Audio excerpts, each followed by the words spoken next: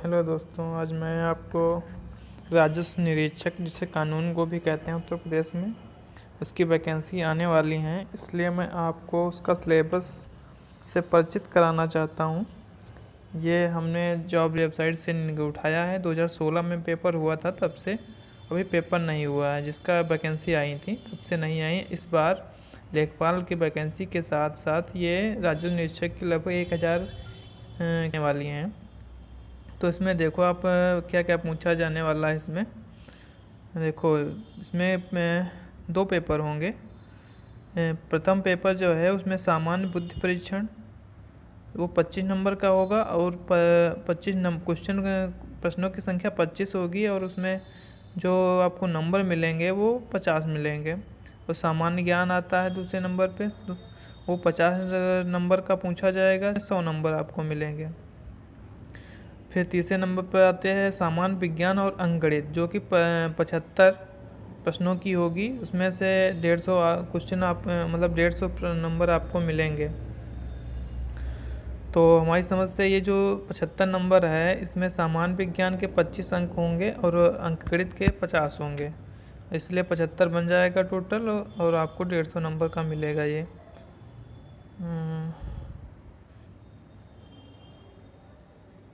अब ऊपर चलते हैं, देखते हैं। यह सामान्य हिंदी है। सामान्य हिंदी में जो 25 क्वेश्चन आपसे पूछे जाएंगे, जो कि 50 नंबर के होंगे। जो 1 घंटे का पेपर होगा और ऊपर वाला 2.5 घंटे का पेपर है। और फिर इसमें द्वितीय चरण में ये आता है आपका साक्षात्कार, यानी कि इंटरव्यू। वो आपका 50 अंक का होगा। शायद अब ये जो वैकेंसी है, अगर ग्रुप सी की वैकेंसी होगी तो इंटरव्यू नहीं होगा, वरना इंटरव्यू तो देना पड़ेगा। अब देखते हैं सामान्य बुद्धि परीक्षण में क्या क्या पूछा जाएगा। इसमें जो सिलेबस में दे रखा है, युक्ति संगत एवं आलोचनात्मक तथा विश्लेषणात्मक योग्यता।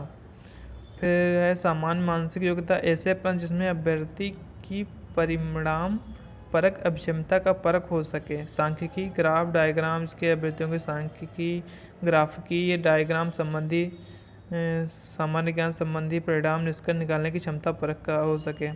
फिर देखते हैं सामान्य ज्ञान, ये बहुत इंपॉर्टेंट होने वाला है, क्योंकि इसमें कंप्यूटर भी पूछा जाने वाला है। कंप्यूटर का परिचय, hardware, software, computer network, internet तथा ईमेल, ये पूछा जाएगा। उत्तर प्रदेश पर आधारित विशिष्ट प्रश्न जैसे शिक्षा से होगा। शिक्षा में से हंटर आयोग है, नई शिक्षा नीति है, 86 मेन फ्रेम, वो जो वो है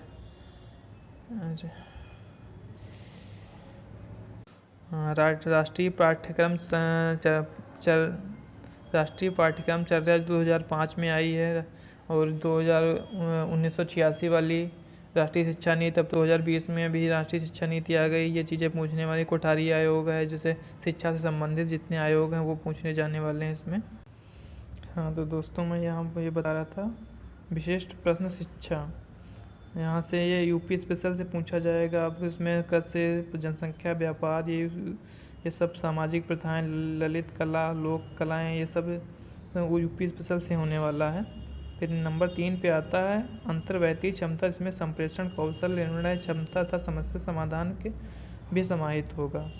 फिर 4 नंबर में आता है सामान्य मानव व्यवहार, में अनुशासन, नैतिकता, नेतृत्व, आपके मानव व्यवहार को देखा जाएगा। और ये 5 नंबर पे आता है भारत का इतिहास, जिसमें भारत का इतिहास एवं भारतीय राष्ट्रीय आंदोलन, यानी कि 2 इसमें पोर्शन में उसको तोड़ दिया, तो भारतीय राष्ट्रीय आंदोलन से भी अच्छे खासे प्रश्न बनने वाले हैं। भारत इतिहास के अंतर्गत सामाजिक, आर्थिक एवं राजनैतिक पक्षों की सामान्य जानकारी, भारतीय राष्ट्रीय आंदोलन पर अभ्यर्थियों से स्वतंत्रता आंदोलन, राष्ट्रीयता का अभ्युदय तथा स्वतंत्रता प्राप्ति के संबंध में सारपरक जानकारी अपेक्षित है। और ये 6 नंबर में यहाँ से पूछेगा भारत एवं विश्व भूगोल, भारत एवं विश्व का भौतिक, सामाजिक एवं आर्थिक भूगोल। भारत के भूगोल के अंतर्गत देश के भौतिक, सामाजिक, आर्थिक भूगोल संबंधी प्रश्न होंगे।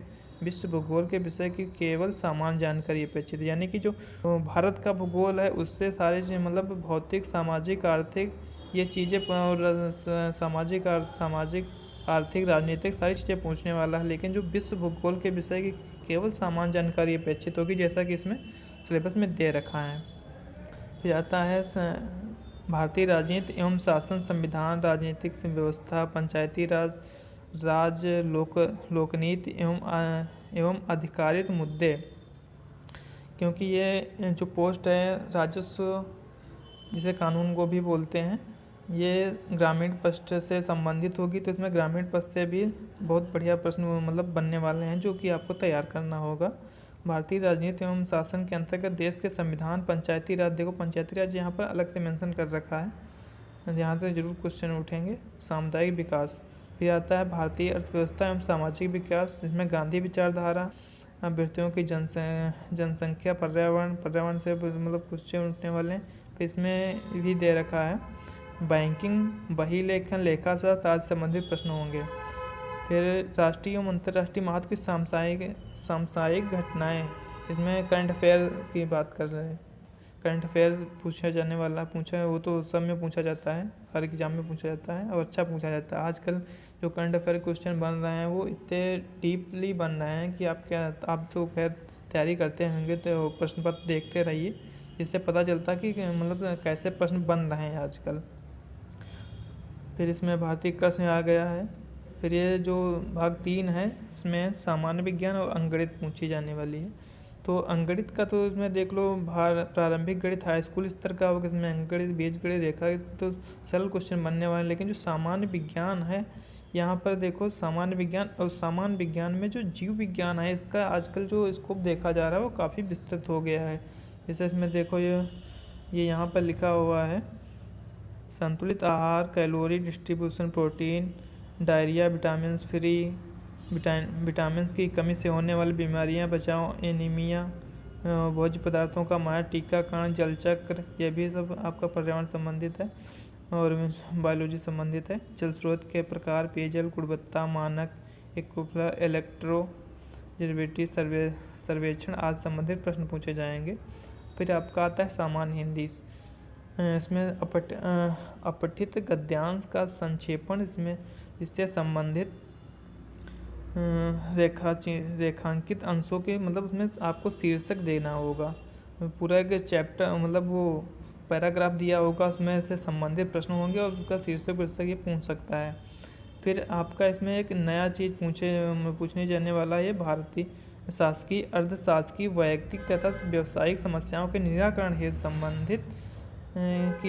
संबंधित पत्र, कार्यालय आदेश, अधिसूचना तथा परिपत्र संबंधित प्रश्न होंगे। ये आपको मतलब लगभग कुछ 10+2 एग्जाम में नहीं पूछा जाता है, लेकिन ये इसकी अगर आप तैयारी करेंगे तो इसमें ज़रूर पूछा जाने वाला है। ये अलग से दे रखा है, उसमें जो शासकीय अर्धशासकीय कैसे मतलब उनका कैसे क्वेश्चन उठने वाले हैं, कैसे आप अपने अधिकारी को संबोधित करेंगे, वो अपने अधीनस्थ तथा अपने उच्च अधिकारी को कैसे मतलब पत्र व्यवहार के माध्यम से कैसे उसे आप वार्तालाप करेंगे, ये पूछे जाए। बाकी तो सब व्याकरण दी हुई है, वर्ण एवं ध्वनि विचार, इसमें उच्चारण, स्वर, मात्रा, पहचान, योग दिया हुआ है, शब्द रचना, संधि विच्छेद, समास, उपसर्ग, प्रत्यय, सब सारे एग्जामों में पूछा जाता है।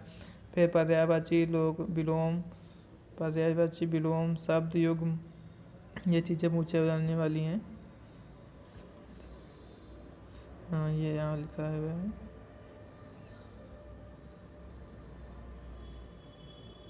और फिर ये व्याकरण कोटियाँ, परसर्ग लिखा हुआ है। परसर्ग उपसर्ग होता है, लिंग, वचन, पुरुष, काल, प्रत्यय, याच्य, वाच्य होगा। और फिर वाक्य रचना, सरल, संयुक्त, मिश्र वाक्य, ये थोड़ा आपको इसमें तैयारी करनी पड़ेगी क्योंकि ये इतनी जल्दी हो नहीं पाता, लेकिन फिर भी आप तैयारी करेंगे तो सारी चीज़ें हो जाएंगी। विराम चिन्हों का प्रयोग, मुहावरे एवं लोकोक्तियाँ, अनुवाद, समतुल्य, शब्द चयन, वाक्यांश का अर्थ, उत्तर प्रदेश की मुख्य बोलियाँ जो बोली जाती हैं, कहाँ किस क्षेत्र में कौन सी बोली बोली जाती है। फिर यह 15 नंबर पे आता है आपका हिंदी भाषा, हिंदी साहित्य का सामान्य ज्ञान। ये सारी चीज़ें आपसे पूछी जाने वाली हैं, तो आप अगर तैयारी कर रहे हैं तो इसकी तैयारी करें। तो ये सिलेबस रहने वाला है। बाकी इंटरव्यू क्या क्या है जैसा कि होगा वैसा जब वैकेंसियाँ निकलेंगी तब आपको उसमें खुद बताया जाएगा। लेकिन अभी अगर आप तैयारी करें तो इस सिलेबस के आधार पर आप तैयारी कर सकते हैं, जो कि बहुत बढ़िया आपकी तैयारी हो जाएगी। तो अब नमस्कार से विदा लेते हैं, मिलेंगे नेक्स्ट ही अगली वीडियो में। तो लाइक शेयर और सब्सक्राइब करना ना भूलें। धन्यवाद।